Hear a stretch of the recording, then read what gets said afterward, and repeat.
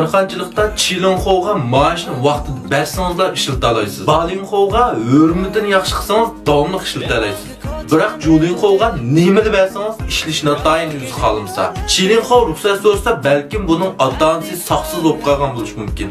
Balinxo'ning ruxsat so'rashining sababi o'zining bolasi saqsiz bo'lib qolgan bo'lishi mumkin. Julinxo ruxsat so'rasa balkim o'zi saqsiz bo'lib qolgan bo'lishi yoki biyaram bo'lib ichib pishib ketgan bo'lishi mumkin. Linminxo'ning ruxsat so'rashi balkim u sizni to'liq ko'rib biyaram bo'lgan bo'lishi mumkin. Chilinxo ishdan kiribla oyog'ini sep almashtirdi. Balinxo balkim o'burniga shu oyoq bilan kirib ketishi mumkin.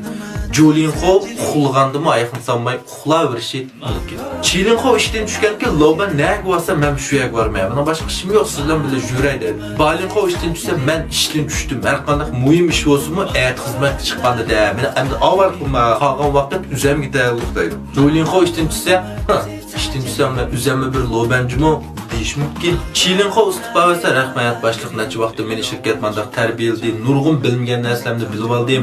Lekin endi amalsiz tufaylidan shunday istiqbo etmoqchi bo'laman. Mening izimga loyiq bir odamni tep akasangiz, men shuni tarbiyalab, men ishni to'liq o'tkazib bergicha davomli ishlayman. To'liq rozi bo'lgandan keyin keyin qaytib ketmayman" dedi. Balinxo bo'lsa, "Men ketmayman, ishlamayman, kelar oy boshlab. Kelar oygacha jiddiy bir odamni tep akalizimga qo'limdagi ishlarni pak o'tkazib berib ketmasam bo'lmaydi. Qancha baldir akasan shuncha yaxshi deyish mumkin." Julinxo istiqbo etsa, istiqbo namida bir ishxonamizga kirib başlayaq. "Jon, nayt kag'ri, men nurg'un yerlarni berib ko'rib kelay. Qildigan ishlam nayt ko'p, o'z oldimga ilik tiklayman" deb chiqishi mumkin. Linminxo bo'lsa, "Ertasiga birdan uchurni avatib qo'yiblar, undidadimsiz deb shu pati o'zim g'oyib bo'libdi." Ya'ni burunqi ko'nusullan bularni shu maoshlarni tutib qolib bo'lmaydi hozir. Chunki har qanday bir odam shu ishini tashlab chiqib ketsa, vaymay tutsin bo'ladi, didi tutsin bo'ladi, qo'ydik tutsin bo'ladi, ish qilib siz biladigan shu maoshni uningdan ko'proq hatto topalaydi. Shunga men hozir shirkatlar qanday qilsa mushlabsal oz maosh taqib ko'proq ishiltib olaman. Atiyun kichiksan man pulni tutmay shirkatning har xil qoidalarga bo'ysunmasam ishdan bo'shdima emas.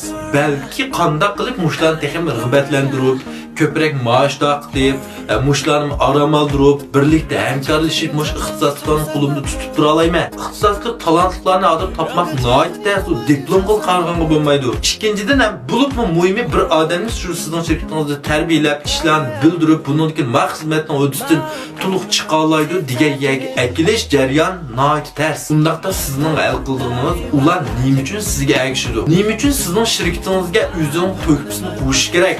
Nima uchun sizning shirkatingizni o'zimning shirkati deb bilish kerak? Yolg'iz shu 3 ming qo'y maosh uchunmi?